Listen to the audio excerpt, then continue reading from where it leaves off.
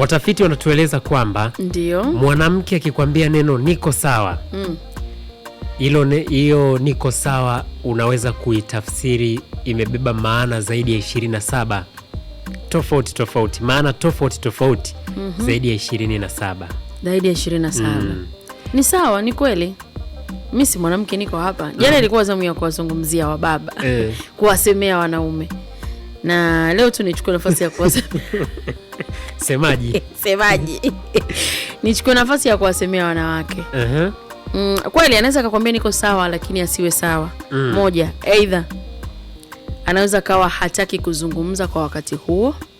Hiyo inawezekana pia. Anaweza kweli kawa amekwazika au ameumia lakini hataki kuzungumza. Lakini anaweza kukwambia pia niko sawa akawa anaepusha ugomvi. Upo?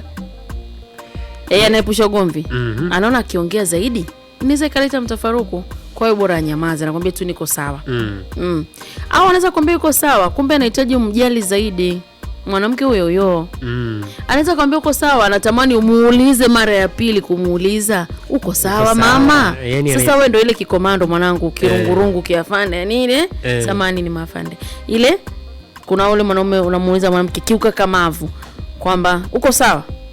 Hivyo tu haurudi mara ya pili, mara ya tatu. Kuna wakati wanawake tunahitaji kubembelezwa, tunahitaji kuulizwa mara 2-3 uko sawa ili nijieleze vizuri. Ili ujieleze. Kuna wakati mwingine anaweza kuwa amechoka kuelezea. Pengine alishaelezea hilo jambo mara ya kwanza, pili, ya tatu. Anachoka. Sasa nawe unamwambia uko sawa. Na alishakuelezea hilo jambo na umelifanya sio la sahihi. Alafu unakuja kumwambia uko sawa. Yes, niko sawa. Anakuambia uko sawa. Niko sawa. Sasa lakini pia anaweza kweli akawa yuko sawa. Alafu na akakujibu niko sawa. Niko sawa. Na anakujibu niko sawa na kumbe hayuko sawa. Kwa hiyo wanaume tuna kazi kubwa sana hapo. Na inakuwaje sasa, yani hauko sawa lakini unaenda kutoa jibu niko sawa. Unachokuwa unakitafuta ni nini? Wanasaikolojia wanakuambia wanawake wengi wako kihisia zaidi. Utatuzi wao wanapenda kutatua mambo yao kihisia zaidi. Okay. Yes. Na wanatueleza kuwa au wanaweza kujieleza kihisia zaidi. Yaani maelezo yake yanajieleza kihisia zaidi. Anaweza kuambia niko sawa kumbe iko sawa, lakini kama saikolojia yako imekaa vizuri, ukimwangalia ile facial expression ya kwake, unajua kabisa huyu mtu hayuko sawa. Na wanasema pia anakujibu niko sawa ili ugundue hayuko sawa. Yes. Yaani niko sawa afu ujue kwamba siko sawa. Lakini unaweza kuniambia niko sawa, unaweza kuniambia mimi uko sawa, nikakuangalia ndio niko sawa. Uni the way nilivyokujibu inaonyesha kabisa uko sawa, lakini unaangalia na toni ya sauti pia muonekano wake na sura yake unapata sasa ujumbe kwamba hii niko sawa ni kwamba hayuko sawa. Yaani niko sawa lakini pia hayuko sawa. Lakini pia wanasema wanawake wanatumia hivyo niko sawa ili hataki maswali mengi. Hataki maswali mengi. Kama nilivyokuambia wanawake tunaendeshwa kihisia zaidi kuliko wanaume. Lakini kingine wanawake wanapenda kuulizwa hivi kama ulivyosema. Unaweza kumuuliza uko sawa? Wewe mwanaume, hebu niulize uko sawa? Uko sawa? Nakwambia ndio niko sawa.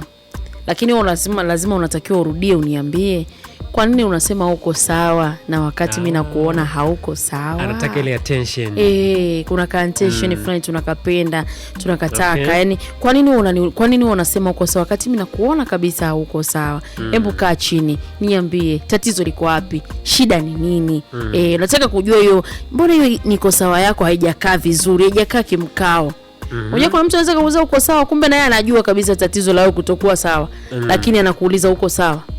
Ina maana anataka kukujaribu au anataka kufanyaje? Pengine anataka kukujaribu. Kwa hiyo mnataka mtambue kwamba wanaume, wababa, wanawake wanaishi kihisia zaidi.